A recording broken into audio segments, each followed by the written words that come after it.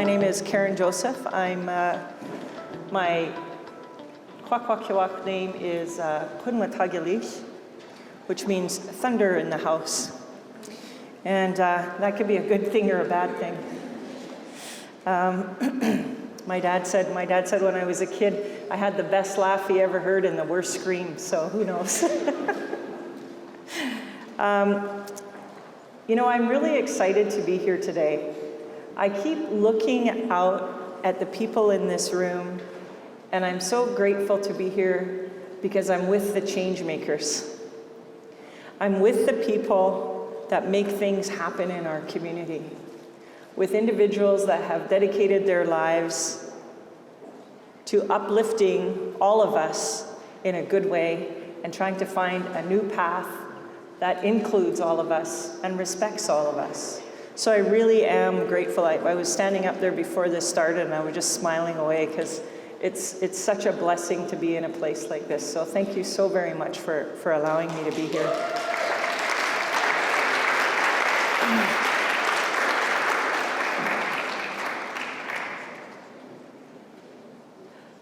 I'm going to ask you before I start as your first act of reconciliation. For those of you, some of us, is this thing? Yeah.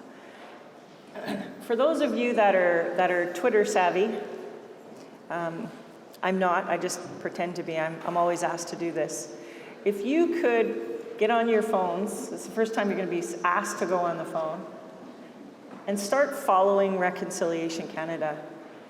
It's at rec, R-E-C, _can, C-A-N, and begin getting engaged in some of the dialogue that we're going through. As mentioned earlier, you know, we're doing work across the country, and we're going to need people, the kinds of people that are in this room to make that work happen. You know, Reconciliation Canada, as mentioned, is an Aboriginal-led, culturally diverse, community-based organization that's a catalyst for social change, leading Canadians in dialogue and transformative experiences that revitalize the relationships amongst Aboriginal people and all Canadians. That's what you guys do. That's the work that I believe the people in this room are interested in doing. We're a values-driven organization. You know, there's been some terrible crimes and atrocities that have been committed against the Indigenous people, the original people of these territories, and we're now just starting to hear about it. I'm not going to talk about it today so much, but another act of reconciliation that I'm going to ask you is, I noticed in the room here we have the TRC calls to action. Read those calls to action. Read some of the background that we have now today about the history of Indigenous people. It's all over the place. Become familiar with that history, because that's our history of Canada. You know, one of the greatest things that happens in the dialogue workshops that we have is that people come to us, and people even now, I'll ask them when we start, how many of you know about the Indian residential school experience? And then when we finish, it's an entirely different knowing. It's an entirely different understanding. The atrocities that were committed in those places, the kinds of policy and deliberate actions that were taken to undermine and destroy the spirits and culture of Indigenous people in this country. The Truth and Reconciliation Commission is a historic event. It's also directly opposed to what Canadians say they value. Canadians oftentimes say, we value justice, we value peace, we value equality, we value inclusion. That's who we as Canadian people see ourselves. But there's been this dirty little secret that's been in the back of those closets in our history books that nobody understood about and nobody connected to. And as a result of that history, there's all kinds of misconceptions and degrading ideas about Indigenous people in this country.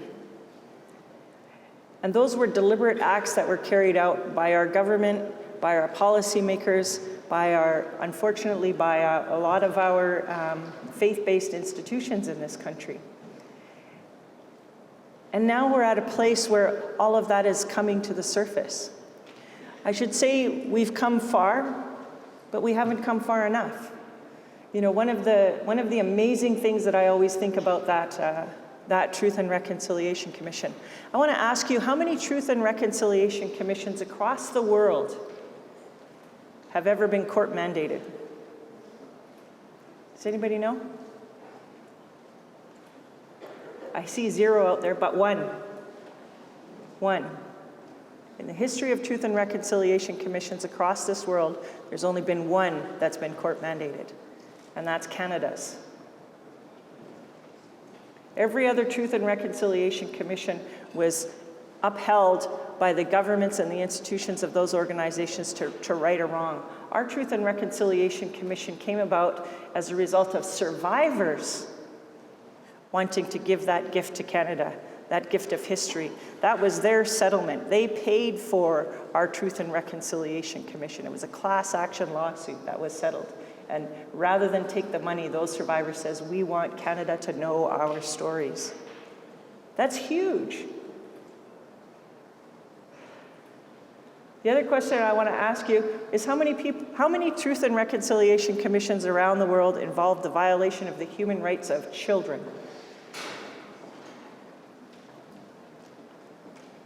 One. Canada's. Those are the realities of our country that many of us don't know about. And those are the kinds of things that we need to understand as to why our relationships and our perceptions of one another are so distorted. I'm so grateful that we have the elder here today who shared with us his kind words and his prayer for us to come together as people. Because like that gift of the Truth and Reconciliation Commission from the survivors of Indian Residential School, we have been left with a legacy. We have been left with a responsibility to take that movement forward, to create a better Canada that includes all of us. My father is one of the people that started talking about the Truth and Reconciliation before the commission was started. He was one of the people that helped negotiate that settlement agreement. And he always says, I don't care how many apologies, I don't care how much money, I don't care how many commissions, I don't care how many actions that occur in this country. We are not going to have reconciliation until my children and my grandchildren are able to walk down the street and be treated with dignity. That's the kind of country I believe we want. Those are the kind of values.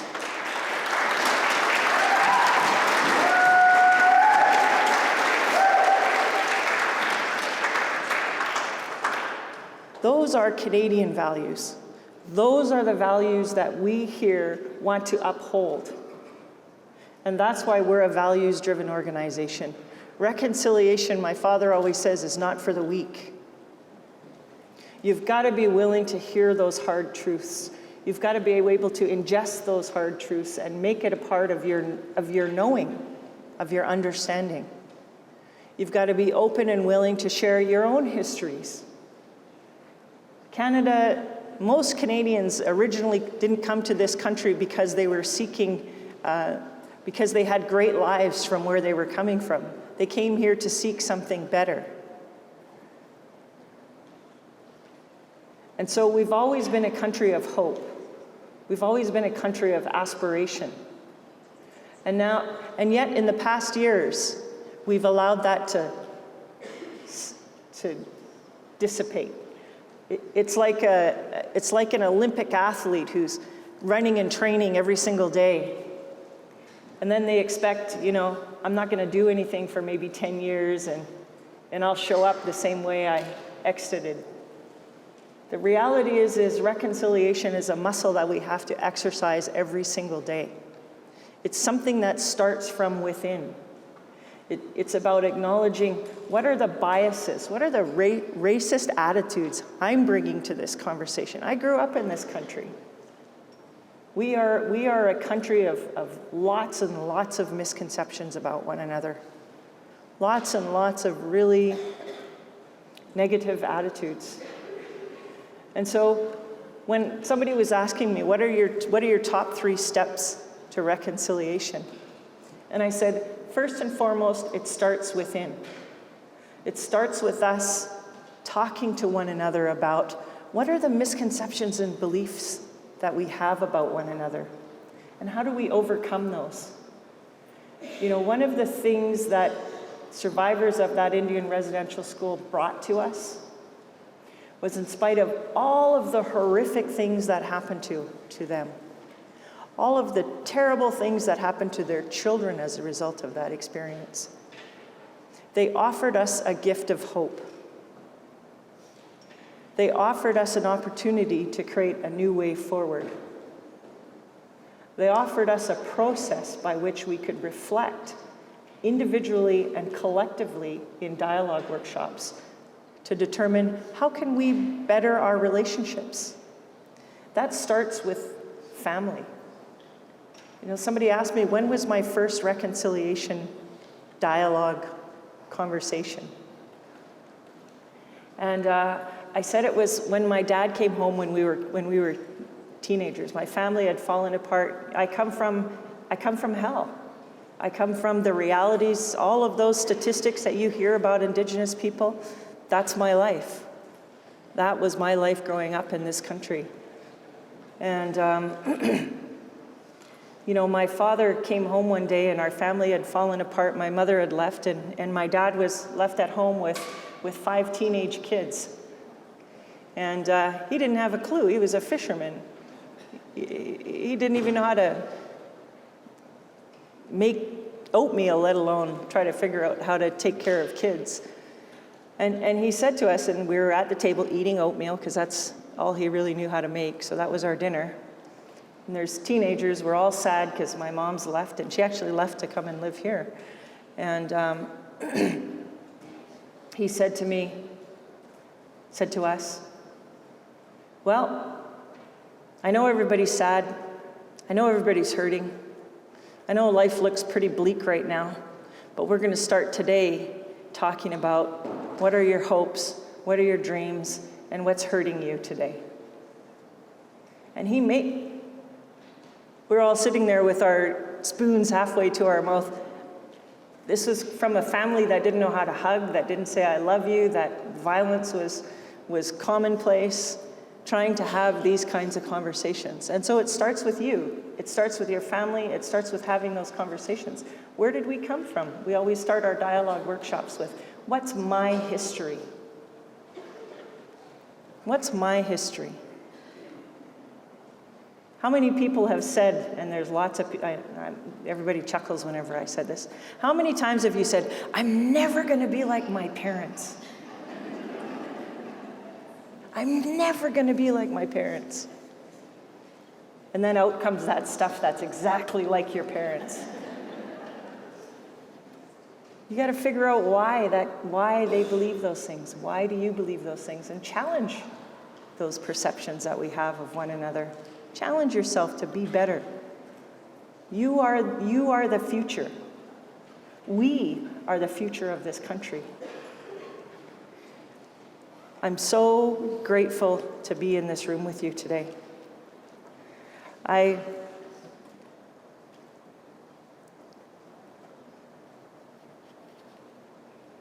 When we started this process, I told you I'm an Indigenous woman. I grew up in this country. I grew up in a really hard logging and fishing town as one of the only Aboriginal women that went to the mainstream schools, because remember the Indian residential schools didn't close until 1996.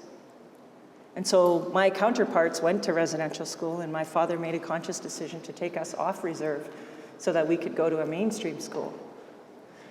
Problem was, we were the only ones there. In a town like that, it was pretty violent. It was pretty awful. And I went to, and I had this dream in my mind of trying to make a difference, just like many of you have here today. So I had a dream of going to school, and I didn't know what that meant or what that looked like. Nobody in my family had ever done that. And that's kind of what pulled me through those hard times. You know, I'd always say, should I do that? Well, will it make a difference to me going to school? Will it make a difference to me academically? And so I really kept strong to my academics, and that's really what brought me through a lot of that. But as a result of those academics, I ended up being not that old, but even back in the day, you know, when I graduated from college and university and did some professional studies, you know, there was only a handful of us that were Indigenous that did that, and so we were in high demand. We could do anything, and so I got to work in some really amazing places with respect to health, and got to make some incredible change as a result of those experiences. But one of the things that it did to me was it left me really disillusioned at the systems that we worked in, and then the constraints that were placed on us, and how disconnected I was from the values of those systems to the reality of why I sacrificed all of these years to go into these professional studies. And so I decided health was not for me. That was for me, that it has its own culture, and for me it was really unhealthy. And so I was in a place in my life where I didn't know what I was going to be doing. That had been my lifelong dream. I had gone as far as I could go with it. And I was a bit broken, you know, because of those experiences. I worked at the regional level, the provincial level. You know, I worked on some national initiatives. And I just thought, we're never going to make a difference in here. I experienced so much racism in that system. And I was really quite hopeless, frankly. And my dad said to me, well, I'm hosting one of these dialogue workshops, these reconciliation dialogue workshops. Why don't you come and facilitate? You're really good at that. I need some help. And I'm like, oh, come on, Dad. I don't know. I don't really believe in that reconciliation. It sounds so wishy-washy and touchy-feely, right? My background is science, so I'm like very linear and was very linear in my thinking. And so he says to me, well, just come and facilitate. That's all I need for you. So I did what he said, and I went into this dialogue workshop. And for the first time in years, I found myself in a place where people actually cared. People of influence, people of position, people of knowledge, people of energy, finally, I saw cared about Indigenous issues. And what I noticed in there was that the only difference was we had invited them to come into this conversation. And in that process, I saw where my own unique skills could contribute to the overall benefit of this movement of reconciliation.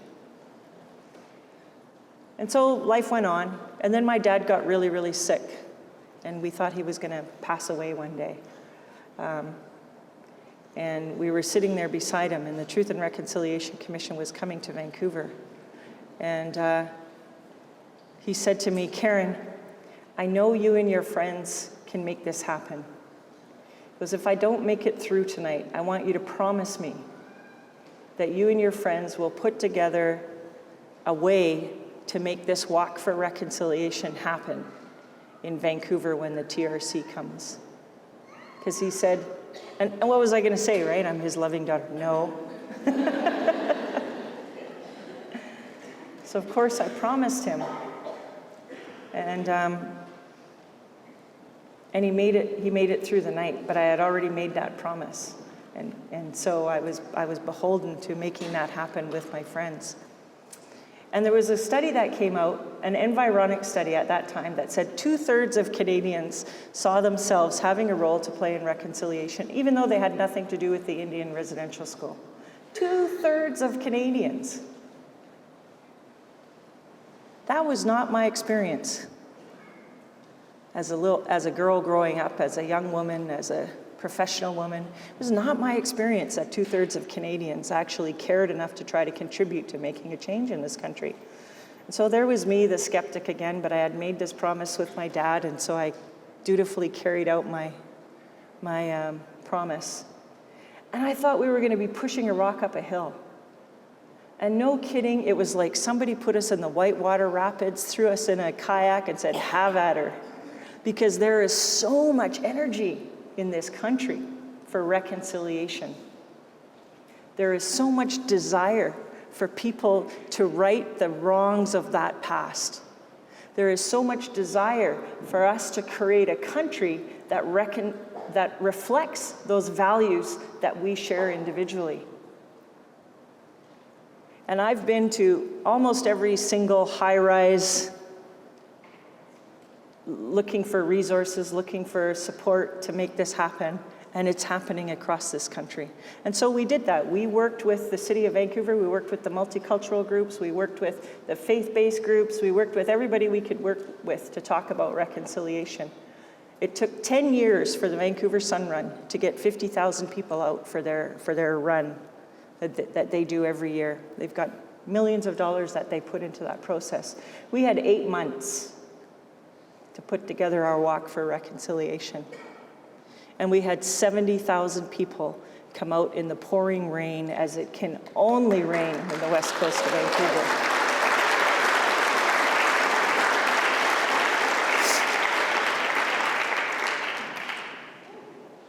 And we transformed that city in that experience.